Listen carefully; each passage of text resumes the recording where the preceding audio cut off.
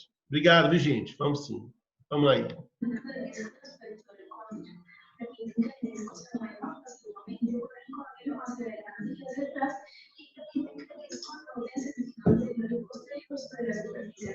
Tá em espanhol, viu? Ó, o ligamento capsular. Ele envolve toda a articulação, ó. Ó, ele prende toda a articulação.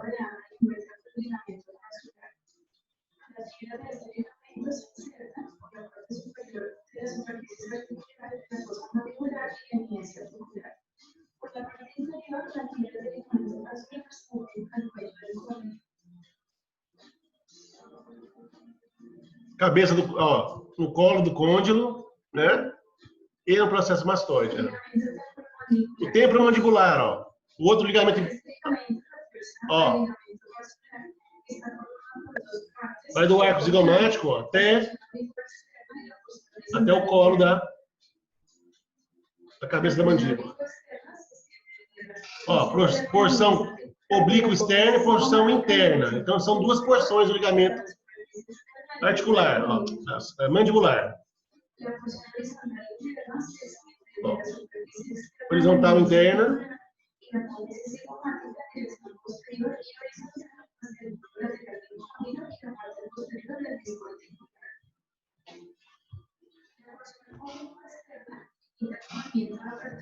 Oblíqua externa.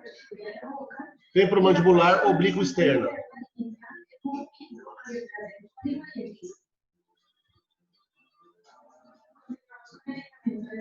Tem um ligamentinho petitinho, chamado ligamento de Tanaka. Ó, ele vai unir o disco à porção superior do tubérculo articular.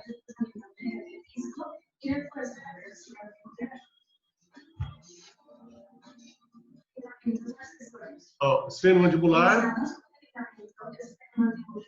Processo asa maior do esfenoide. Ó. Fissura petrotimpânica, asa maior do esfenoide. Até o ângulo da mandíbula, porção interna. E o estilo mandibular vai do processo estiloide até... Acabou. Vai do processo estiloide da mandíbula até o colo do ramo mandibular. Tá bom? Então, esses são os ligamentos mandibulares. Para completar o sistema, eu tenho dentes e ligamento dentoalveolar. Dente composto de 32, 12 molares, 4 caninos. Nós já estudamos isso bem estudado na morfologia, cada um com a sua função mastigatória, tá? E nós vamos entender o porquê desses esquemas agora para frente. Tudo bem? Bom, revisando a parte anatômica, agora vamos passar para a parte de coordenação central. Sistema nervoso central, sistema neuromuscular. Tá? Então, aqui, eu tenho um sistema neuromuscular composto de sistema nervoso central e sistema nervoso periférico. Tá? O sistema nervoso central, ele é que comanda a ação central. Ele vai receber informações vindas da parte periférica para depois interpretar essas informações e mandar respostas para os músculos para que eles possam atuar. Tá bom? A unidade motora do sistema neuromuscular são os neurônios. Tá? Então, eu tenho dois tipos de neurônios. O neurônio que vai levar a informação, o estímulo sensorial, vai levar o estímulo sensorial ao motor do órgão para o sistema nervoso central, ou seja, vai de baixo para cima, subindo. A hora que chega dentro do sistema nervoso central, esse sistema nervoso central tem 3 portas de entrada. Uma porta que é sensitiva, uma porta que é motora e uma porta que é para efeitos nociceptivos ou efeitos de dano. Alguma coisa aconteceu errada, aumentou a temperatura, está queimando minha mão, mordi na pedra do feijão. Essa porta nociceptiva vai receber essa informação. Então, tem 3 portas de entrada dentro da cabeça. Fora dela, lá no músculo ou no órgão, por exemplo, na glândula salivar, para produzir saliva, tem receptores ali dentro que vão mandar o estímulo sensorial via neurônio para o centro de comando. Lá no centro de comando ele tem uma entrada sensitiva, uma entrada motora e uma entrada nociceptiva. do dano. Aí sim, entrou aqui, escolheu uma porta de entrada, vai passar a informação para outros centros de comando superiores e depois vai interpretar pelo córtex cerebral e a resposta vem para a ação do órgão sensitiva ou motora do órgão. Mais ou menos tá claro o que acontece? Sim ou não? Sim. Sim, né? Tudo bem, gente? Então Tudo tá. bem. Eu tenho quais são as unidades básicas do meu sistema neuromuscular? O neurônio. Onde está o neurônio? Ele está tanto lá no órgão, quanto ele está lá no sistema nervoso central. Só que são neurônios diferentes. O neurônio que sai do órgão para o sistema nervoso central, levando a informação do estímulo sensorial que você recebeu lá para o sistema nervoso, chama neurônio aferente primário. Ou seja, o primeiro neurônio que vai funcionar na sua... tem gente que só tem 2 neurônios, o TIC e o TEC. Os normais têm mais de 2. O neurônio aferente primário, que é o que vai levar a informação do estímulo sensorial que você recebeu, quer seja por uma visão, quer seja por uma audição, quer seja mordendo uma pedra, queimando a mão na chapa, tá? Para o sistema nervoso central, via neurônio aferente primário. Na hora que chega no sistema nervoso central, ele vai entrar nas portas de comando. Quando ele entra na cabeça, esse neurônio aferente primário faz uma sinapse, ou faz uma troca de informações com um amigo dele dentro da cabeça. Esse amigo dele dentro da cabeça, ele é mais importante. Então, ele recebe o nome de neurônio aferente secundário, ou de forma geral e ampla, interneurônio. Os interneurônios estão dentro do centro de comando superior, ou seja, os interneurônios, neurônio aferente primário, neurônio aferente secundário, neurônio aferente secundário, neurônio aferente terciário, neurônio aferente quaternário, estão dentro dos centros superiores de comando, ou seja, está dentro da cabeça, está lá no gânglio de Gastro, lá dentro do córtex cerebral, está dentro da cabeça, do encéfalo. Tudo bem? Vou voltar, parece que não está tudo bem. Eu tenho um receptor sensorial lá no meu músculo, nós vamos conversar sobre isso daqui a pouco, tá? Esse receptor sensorial vai gerar um estímulo, que pode ser um estímulo de pressão, pode ser um estímulo sensitivo, ou pode ser um estímulo de dor. Vai mandar informação para o sistema nervoso central, via neurônio aferente primário. Na hora que chega a informação do sistema nervoso aferente primário, ele troca a sinapse com um neurônio de segunda ordem, ou neurônio aferente secundário, ou interneurônio. Esse interneurônio vai levar essa informação do centro de comando mais básico para um mais avançado, para um outro mais avançado, para o outro mais avançado, até que a sua informação receba o comando central certo e mande uma resposta, e a resposta vai via neurônio eferente primário, ou seja, sai do sistema nervoso central e vai para o órgão fazer o comando da função, ou seja, uma função sensitiva, ou seja, uma função motora. Tudo bem?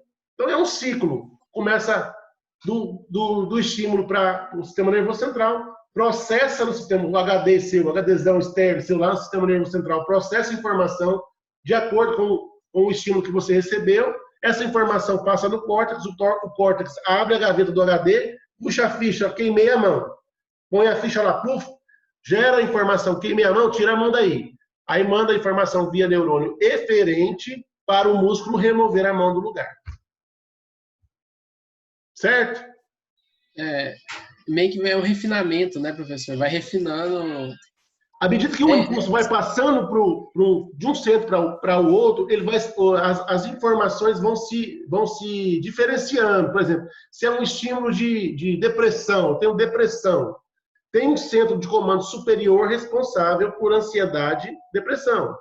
Entendeu? Se é um estímulo sensitivo de dor, tem um centro de comando superior responsável pelo controle de dor. Então, essas informações vão saindo de baixo para cima. Na hora que chega do sistema na ponte ali, nesse lugar onde tem 3 entradas, na hora que passa daqui para cima, cada mudança de sinapse, cada mudança de informação, o neurônio vai mudando de nome. Secundário, terciário, quaternário. Se ele está levando a informação, é aferente. Se a informação já foi processada no córtex cerebral e a resposta está pronta, já volta, quando ele volta, é neurônio eferente primário. Tudo bem? Sim ou não? Então é na ponte que tem que sai do primário para o secundário, né? Isso. Aferente. Tá? Tudo bem, gente? Não é vergonha, isso é extremamente complexo, tá? Não é vergonha perguntar. Professor, Oi. esse do aferente, que tem aferente primário e secundário, não entendi, porque o do aferente e referente, a gente estudou na matéria do geral. Agora, esse aferente eu não estou sabendo. Então vai, põe a sua cara aí que eu quero ver quem é você. Ah, não. Oi. Minha Não, câmera não está prestando, não. senão eu não respondo. Oi, Emanuel, é o seguinte. Você tem um estímulo, pode ser um estímulo sensorial, pode ser um estímulo motor. Ou seja, um estímulo motor, por exemplo, você enxergou a comida, vai começar a mastigar. É uma ação que é voluntária. Mastigação é uma ação voluntária, certo? Então, eu estou olhando, opa, agora é hora de comer, certo? O que acontece lá? Lá no seu órgão de mastigação, ou seja, lá no ligamento periodontal, tem uns receptores responsáveis por pressão de mastigação. A gente chama receptores do tipo tendinose de Golgi. São receptores responsáveis pela pressão do alimento, o tanto que você põe de força na hora de mastigar. Tá? Essa informação, quando você vê a comida para comer, os receptores são ativados ali pelo estímulo sensorial, e aí essa informação que gera no periférico vai subir para o sistema nervoso central para ele coordenar qual ação ele tem que fazer. Tudo bem? Então, se é uma ação de mastigar, subiu do neurônio lá do receptor, o neurônio que está lá no músculo, esse neurônio que leva a informação primária, ou seja, o estímulo sensorial lá do órgão para o sistema nervoso central, chama neurônio aferente primário. Ele é o primeiro que manda a informação. Tudo bem, Manuela? Sim, até aí sim. Tudo bem. Chegou lá no centro de comando superior. Por exemplo, é uma informação para pressão, para mastigação. É uma ação motora. Tem 3 portas de entrada. Uma porta de entrada para o sensitivo, uma porta de entrada para o motor e uma porta de entrada para o nó susceptivo, que é um dano, por exemplo, mordir na pedra. No seu caso, é uma ação motora, certo? Vai entrar numa porta motora. Quando ele entra na porta motora, ele faz uma sinapse aqui com o neurônio que está aqui dentro. Entendeu? Esse neurônio aferente primário troca uma informaçãozinha aqui com esse neurônio dentro da cabeça. Esse neurônio dentro da cabeça é um neurônio, é um interneurônio. Como ele é o segundo que recebe a ordem, ele é um neurônio, a informação ainda não foi processada, ela vai ser processada ainda, ela está entrando na cabeça, então ela ainda é uma informação aferente, entendeu? Só que agora passa do neurônio primário para o neurônio de segunda ordem ou neurônio secundário. Tudo bem? Tudo bem, Manuela? Ou não? Sim ou não? Tudo bem. Tudo bem. Então entrou a informação aqui, esse neurônio acabou, né? Ele largou a informação aqui com o secundário. Aí o secundário vai mandar lá para o núcleo trato cefálico. Lá no núcleo trato cefálico, essa informação começa a receber um refinamento. Peraí, que tipo de ação motora eu tenho que fazer? É uma ação motora para pressão, para pressionar mais, para pressionar menos, para parar de pressionar. Como é que é essa informação? Então, aí vai subindo essa informação para os centros superiores. Aí tem o núcleo cefálico, formações límbicas, o tálamo, o hipotálamo e o córtex cerebral. Então, ela vai subindo de acordo com o comando que ele quer fazer, entendeu? Cada órgão é responsável por um comando. Cada hora que passa de uma estrutura para outra, por exemplo, saiu da ponte, do núcleo trato cefálico, para as estruturas límbicas, vai para o neurônio aferente secundário, passa para outro neurônio aferente terciário. Na hora que chega lá no córtex, dependendo do tanto que ele subiu, ele já é um neurônio de 4ª ordem, de 5ª ordem. Tudo bem? Mas, de forma geral, eu posso chamar esse neurônio dentro da cabeça de interneurônio. Tudo bem, Manuela? Sim, agora estou entendendo. Ainda a informação ainda é aferente, ela não foi processada. Na hora que chega no córtex, o córtex vai fazer, opa, tudo bem, já refinou, já passou, já está tudo pronto aqui, agora eu preciso mandar a resposta. Ele abre a gaveta, ele abre a pasta lá, resposta motora para o músculo tal. Pega o chip, chipa lá no centro de comando, no neurônio eferente. Esse neurônio eferente agora vai levar a resposta ao órgão para que ele execute a ação. Tudo bem? Agora sim. Então é isso. É isso. Então, De agora forma voluntária, Manuela, funciona assim. Obrigada, Porque eu professor. tenho ações, Manuela, eu tenho ações voluntárias e tenho ações involuntárias.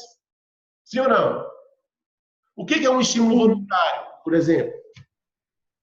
Eu sei, eu preciso pensar em fazer ele. O que é um estímulo involuntário? Encostei a mão na chapa quente, tem que tirar agora, não é? Sim. Um estímulo voluntário. Não, eu vou mastigar esse bife, essa carne de segunda aqui, então eu vou ter que pôr uma pressão mais forte. Então, essa informação é voluntária. Ela vai passar no centro de comando, vai mandar a pressão mais forte, volta a pressão mais forte para morder o músculo. Agora, eu encostei o dedo na chapa quente. Qual que é a sua resposta? Ela é direta, ela é imediata, não é? Ela é frente a um estímulo de dano. Ou se eu deixar minha mão lá, vai dar pau, vai dar ruim.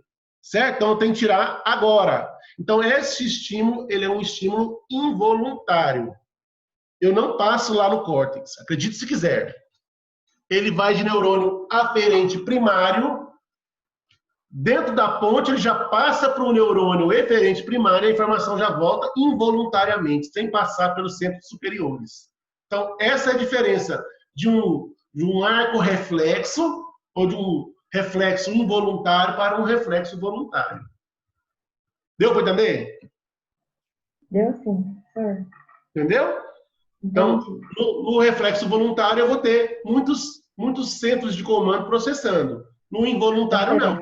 Passa direto, já vai direto a informação. Tudo bem? Uhum. Eu estou explicando de forma muito simples. Aí vocês vão ler o capítulo 2 do Watson e semana que vem ninguém vai entender mais nada. Acredite se quiser, eu estou falando a verdade.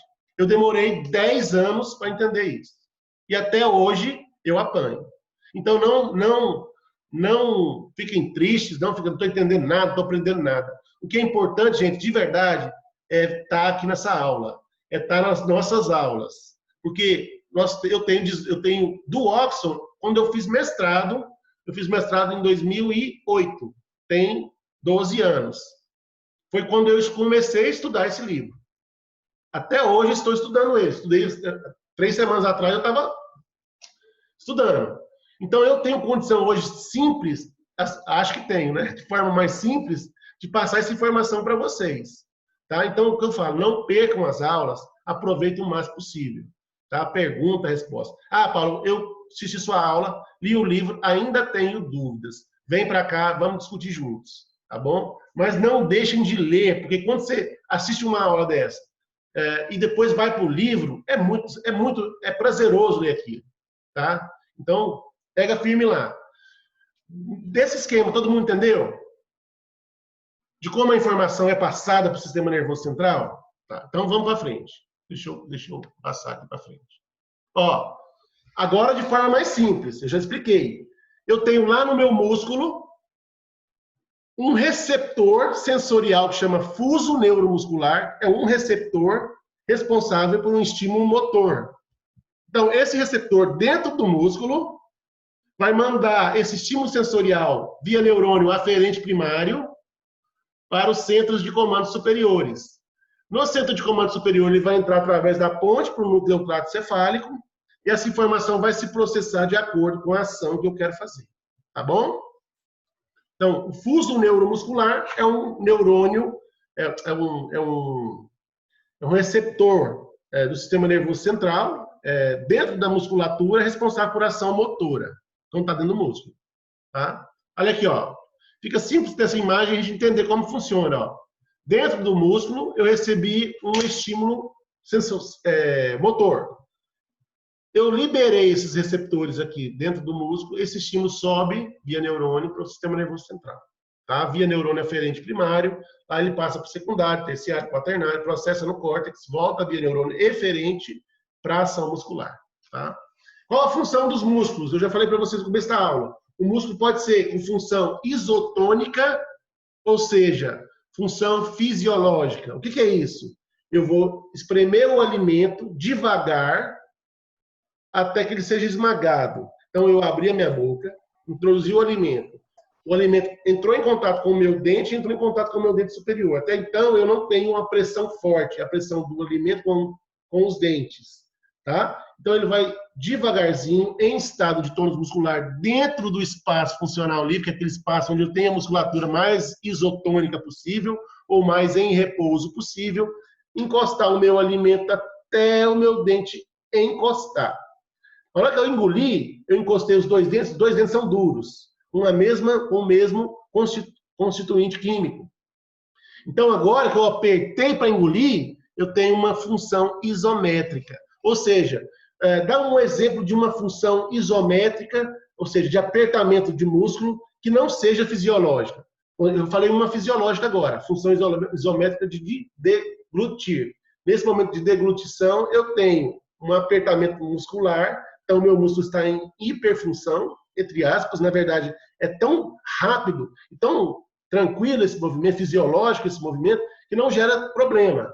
Tá? Mas me fala assim, uma função isométrica do músculo, ou seja, um estilamento do músculo. Por exemplo, peguei o peso, segurei o peso aqui, ó. Fiquei segurando ele. Quer dizer, meu músculo está o tempo todo espichando, ou seja, uma função isométrica desse músculo. Me dá um exemplo de função isométrica patológica do sistema mastigatório. O apertamento. O apertamento dental, perfeito, Thiago. O apertamento, o que acontece? Eu estou apertando e meu músculo está contraindo. Ou seja, está tendo isometria. Quando você vai na academia e força com peso, o que acontece com o seu músculo outro dia? Não fica dolorido? Tem gente que não consegue nem andar, não é? Por que você não consegue nem andar? Porque a isometria, o apertamento foi tão intenso que liberou ácido lático do seu músculo, aí tem aquele processo da actina miosina lá, não vou entrar nesse detalhe, tá? Liberou esse ácido lático, você ficou com a musculatura cheia de toxina. E aí o seu organismo precisa absorver essa toxina. Por isso que demora 2, 3 dias para você se adequar novamente. Tá? É a mesma coisa aqui. Se eu estou apertando o dente, e aí o apertamento pode ser um apertamento diurno ou um apertamento durante o sono, e aí causas etiológicas diferentes, gerando o mesmo problema, né? Então, esse apertamento pode gerar uma sobrecarga do sistema, e esse sistema, eu já falei para vocês, ele é preguiçoso. Ele quer trabalhar com o máximo de eficiência e o mínimo gasto de energia. A partir do momento que você está apertando, você está gastando energia e está usando ele em hiperfunção. Essa hiperfunção é onde acontecem os problemas.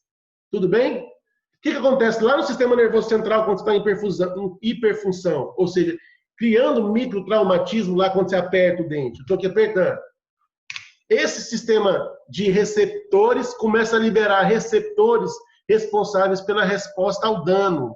O meu músculo está tão tenso que já começa a gerar resposta de dano. Em vez de gerar respostas fisiológicas, através de receptores fisiológicos, começa a liberar receptores nociceptivos, que são receptores responsáveis pelo dano.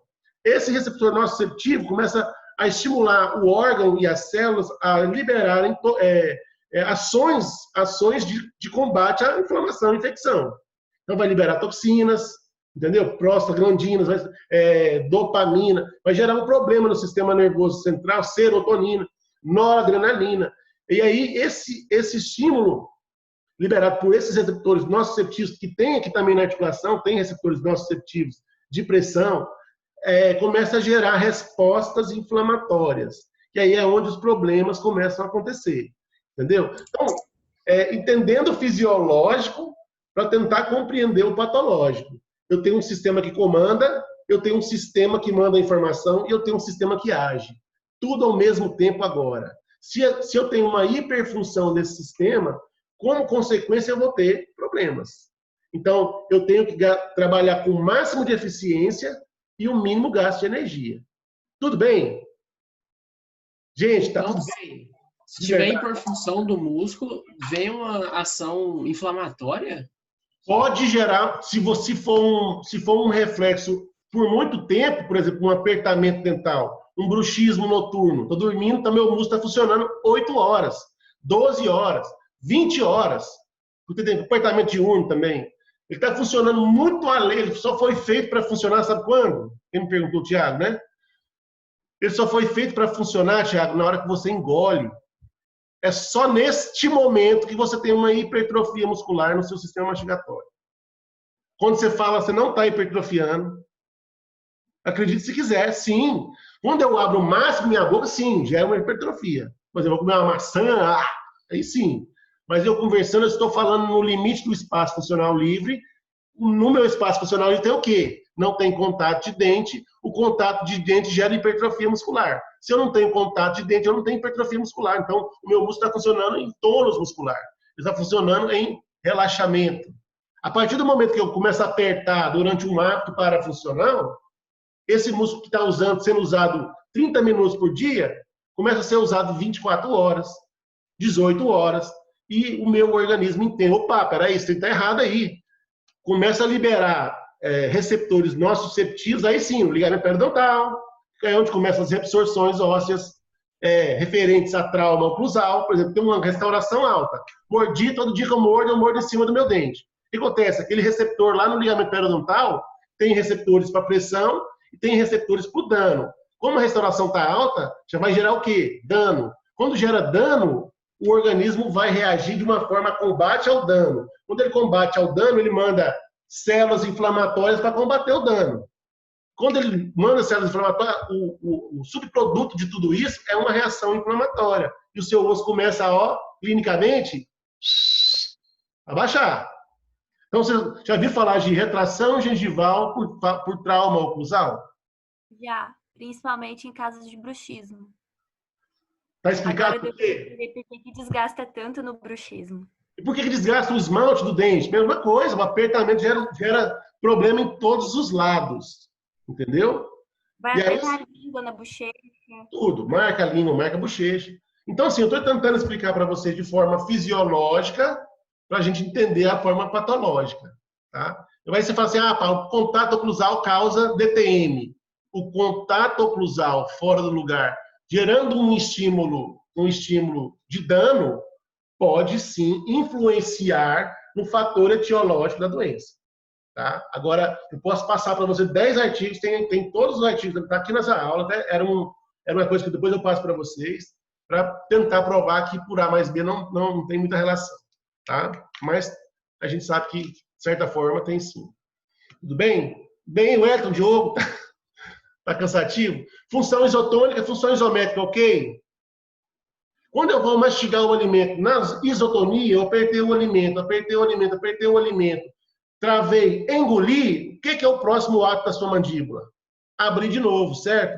Essa abertura de novo, a gente chama de relaxamento controlado. Quer dizer, ele apertou, contraiu, agora ele vai relaxar controladamente para abrir de novo a boca e você receber de novo o bolo alimentar e fazer a mastigação de forma fisiológica. Então, as funções do músculo: isotônica, isométrica, o relaxamento controlado e uma contração excêntrica que a gente chama de efeito chicote.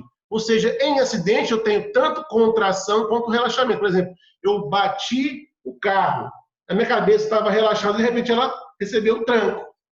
Entendeu? Então eu tinha um músculo relaxado e agora eu tenho um músculo contraído ao mesmo tempo, tudo ao mesmo tempo. Esse efeito é extremamente nocivo para o organismo. Tá bom? Um lutador de MMA, ele recebe uma pancada no queixo. É melhor que ele esteja com o queixo travado ou com a boca aberta? Com o queixo travado, eu imagino. Por quê? Para não dar esse choque. Porque eu tenho no queixo travado, na boca fechada com o dente cerrado, eu tenho função isométrica, que é voluntária, porque eu estou travado, porque eu estou brigando. Não é?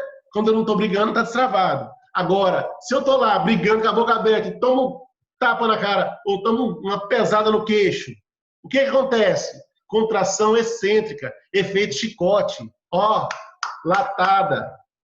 Entendeu? Então, na verdade, é muito melhor você tomar uma pancada da boca fechada do que com a boca aberta. Entendeu? Esses problemas de articulação temporomandibular estão muito relacionados a isso que eu estou falando. Dependendo do tipo de trauma e dependendo do jeito que foi, piora a casuística. Tudo bem? Aí, tava falando do meu gato, o Frajola aí, O que ele tem? O que o Frajola tem durante o sono? Vai, Frajola.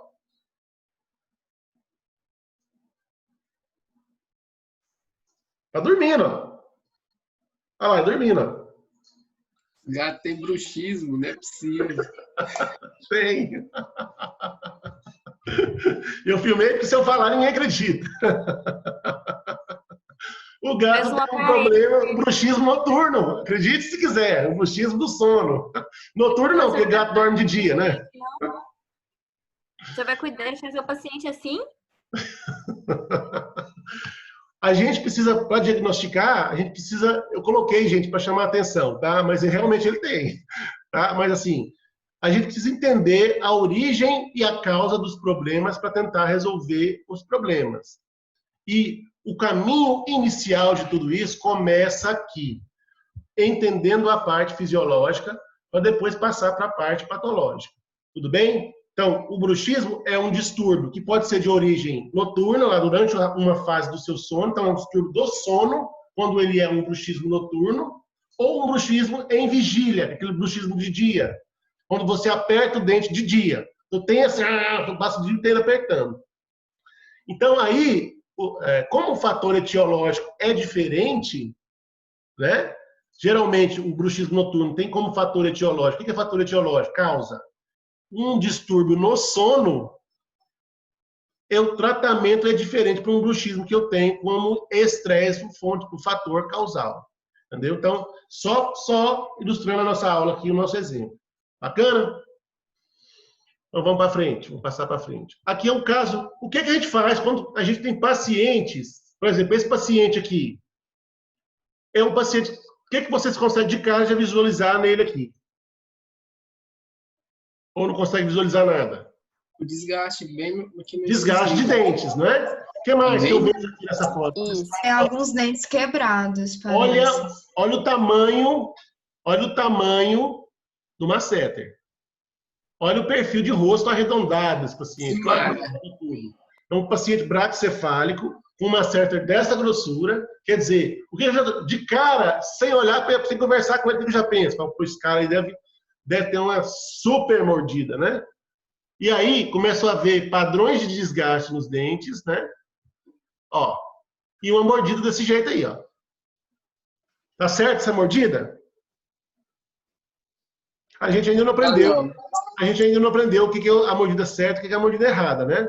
Mas de forma geral, o dente inferior sobrepõe o dente superior, né? O que a gente chama, aquele negócio que a gente chamou lá na morfologia de trespasse vertical e horizontal.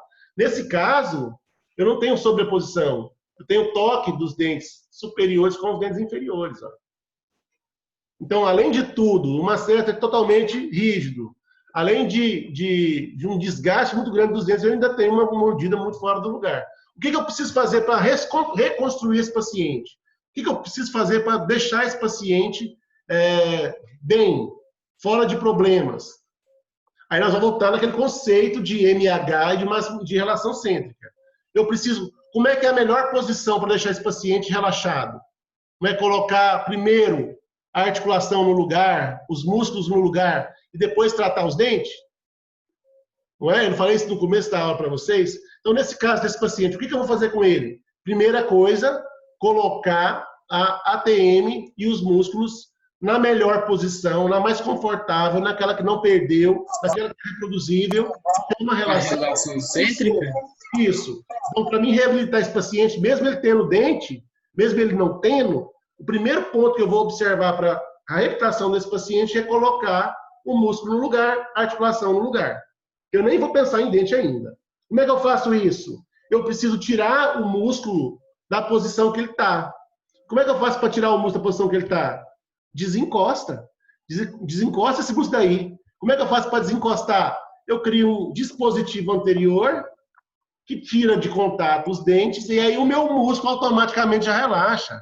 Quando o músculo relaxa, eu consigo empurrar a mandíbula para uma posição mais posterior, superior e um pouquinho anterior e posicionar o côndilo na articulação temporomandibular no lugar certo e posicionar em RC. Quando eu posiciono em RC, eu vou registrar aqui, ó, desgaste, vocês estão vendo aí, certo? Tudo bem?